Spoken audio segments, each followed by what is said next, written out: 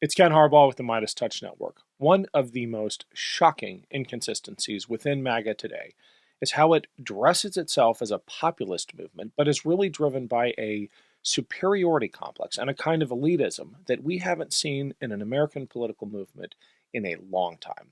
Just consider that image of the dais during Trump's inauguration, where the combined wealth of the men sitting immediately around the president totaled nearly $1 trillion. In the first part of my interview with best-selling author Eion Higgins, he talked about how greed underlies just about everything these oligarchs do. In this second part, he does a great job interrogating the dissonance within MAGA about elitism and how so much of it is because of a deep-rooted insecurity among the people who gravitate to Trump, who, as a deeply insecure man himself, is a magnet for billionaire sycophants. There's also a weird strain of elitism within their anti-elitism when they talk about, there's this crazy clip of Peter Thiel talking about how the left has lost its elite status, and he's mocking Kamala Harris's pedigree coming from Howard, right? And he's saying, we've got Ivy Leaguers in the White House now. Trump at Penn and Vance at Yale. I think he is probably overweighting the value of those degrees. I say that as a Yale law grad, but it is a weird fetishization of the kind of elitism that becomes just a churn, a feedback loop in Silicon Valley. 100%. The minute that you started saying that, I started thinking of that clip before you even mentioned it, because it's so weird the way he's talking about it. If President Trump were here, he would tell you that he went to Penn, Ivy League school. Only very smart people, David, go to Penn. Yeah. And he talked about that for quite a while. And J.D. Vance went to Yale Law School. It's the top law school in the country. And, the Democratic Party used to be more elite. And then when Biden said he was a transitional candidate, it wasn't a transition. He was not going to have a sex change operation, but it was transitional from smart to dumb, from elite to very non-elite. And then, Kamala was even Howard was not Harvard. You couldn't even point this out. This is probably a racist thing to say or something. Right. And then by the time you get to Walz, it's way worse. It's the credentials are even dumber than Kamala's. There are no smart people left. First of all, to talk about Howard University that way, I think betrays something about his politics. Do we want to just say it right out? Like it's just racist. Is an unmitigated racist. Yeah, like there's, I understand the people who go to these elite schools may have some snobbishness about other schools. Like I get that. Like that's it is what it is. But to then say Howard University specifically is essentially a community college, which is kind of what he's saying, there's really only one reason that you would be saying that, right? But to put the racism aside, which is a large part of these guys' politics, but just to put it aside for a second, the elitism thing is very interesting, and I agree that it's funny because they so desperately want to portray Trump and the entire conservative movement that they're now a part of as this anti-elite, men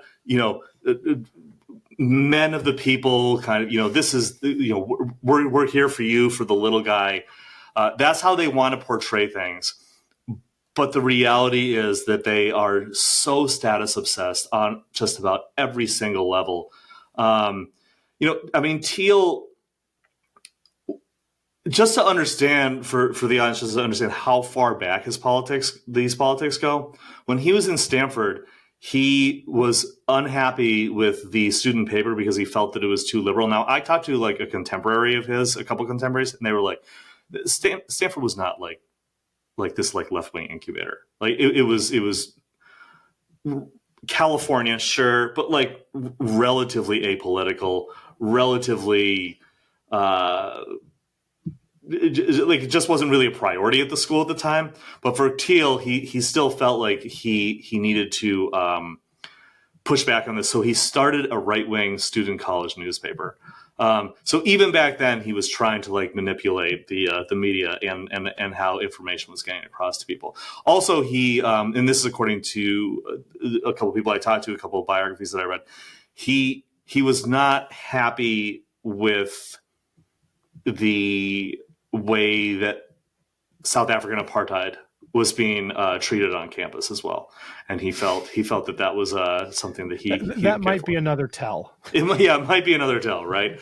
So I think that their elitism kind of comes from a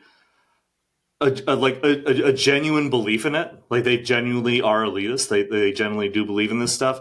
I think part of it comes from biases, prejudice, including racism, but not solely racism. And then I think that there's a kind of a third factor here that helps to explain a lot of their politics, which is this kind of sense of aggrievement that they have about everything, where they feel that they feel both like superior and incredibly insecure at the same time. And these two kind of competing feelings, I think, drive a lot of their politics, where they're like, well, like we went to these schools and we should be getting more respect. It's kind of, I get at this in the book a little bit. And I try not to like armchair psychoanalyze too much, but I do think that if you look at their behavior and their choices to do certain things with politics and certain things with media, that is in a lot of ways based in their insecurity and their feeling that they should be getting more respect than they're getting. Well, it helps explain their affection, if you can use that term, for Donald Trump, who is perhaps the most deeply insecure person in America and one of the most powerful. I mean, a kindred spirit. Hey, it's Ken. Quick break to let you know we've got a Substack page for the Ken Harbaugh Show. If you want to make sure you never miss an episode, check it out. A lot of you already have. Thank you so much. And if you're able to, please subscribe. Every dollar goes back into the show to help with research, production, and reporting from places like Ukraine.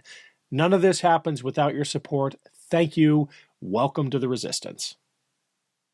I would love to end with your assessment of where we're going. Where does this end up? And I know it's not the focus of the book, but when you think about the fact that the subjects of your book not only control vast parts of our information ecosystem, they also are beginning to control the technology future of information dissemination. And by that, I mean AI. Right? And the massive data haul that DOJ has now figured out by pulling all of our records out of the government.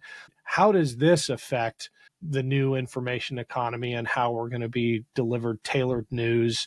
I mean, it really is maybe not 1984, maybe it's more Brave New World, right? Aldous Huxley. It's a scary vision of the future.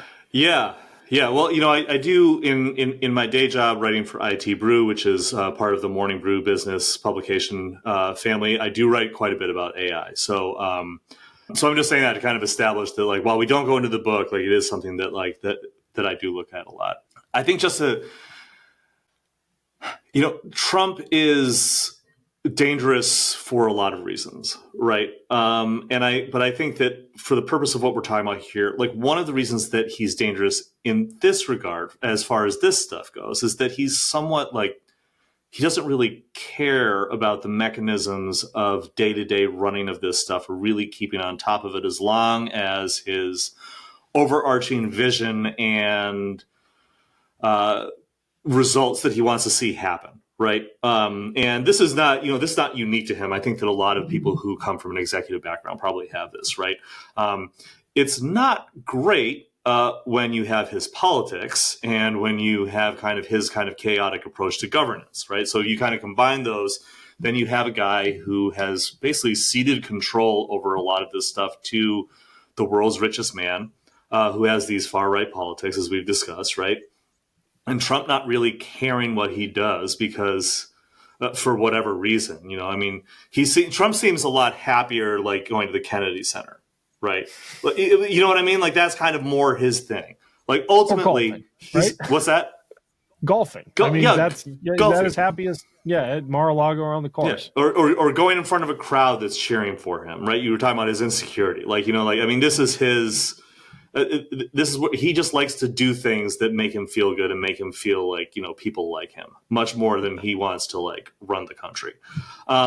So this has put us into a situation where someone like Elon Musk and his department, his so-called Department of Governmental Efficiency, or Department of so-called Government Efficiency, now is just accessing information throughout the federal government. And as you say, this does include a lot of our data. Potentially, we don't know exactly what they're doing, which is not a way of downplaying this. In fact, in a way, it's to make it even worse. Like, the fact that we don't know what they're doing is worse than us knowing what they're doing, even if we knew that they were doing something bad. Like not knowing the entire amount of access that they have to stuff is very disturbing.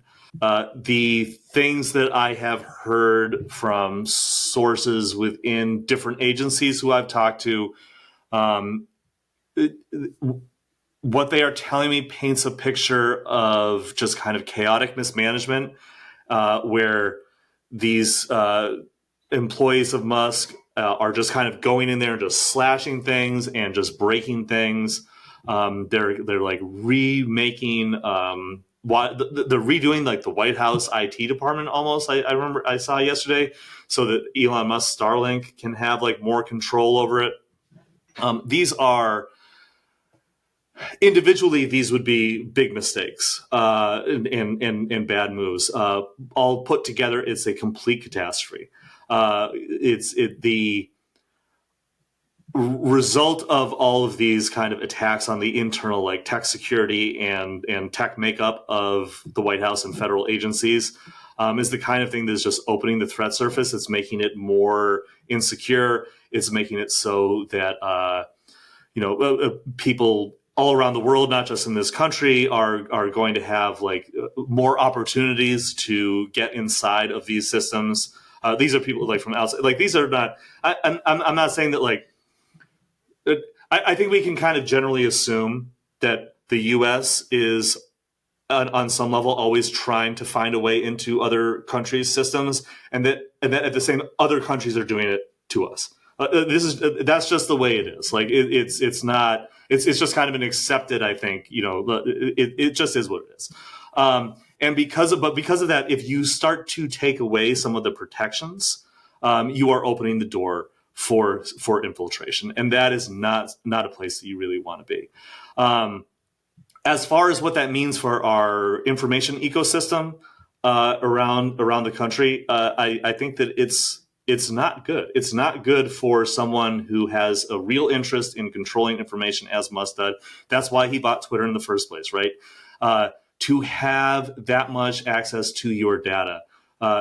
They can feed this stuff into algorithms, be able to target you for, even if it's just for ads, like just being able to have like this, the amount of predictive information that already exists for all of us that's out there just from our online browsing habits and our social media habits is colossal. If you add into that all of this information coming from these federal agencies, it's a real.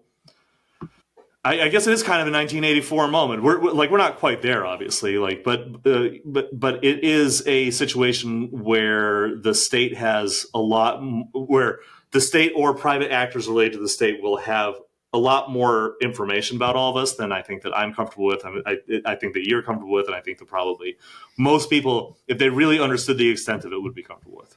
Well, if you think about the fact that with AI tools now, they can fairly easily target people who have spent money on charities or political campaigns that oppose them. I mean, the analysis you can do very cheaply, very easily now with all of this data really gives the government power it's never had before. Owen, you got to leave it there. Thanks so much for coming on. The book is Owned. We'll put a link in the show notes. Where can people find you online? You can find me at Blue Sky and on Twitter still. I won't call it by the other name. And my handle is my name, EOIN HIGGINS, and there's an underscore after it on Twitter. And otherwise, it's just one word on Blue Sky. Got it. All right. We'll put the links down below. Thanks for joining us. Thanks so much.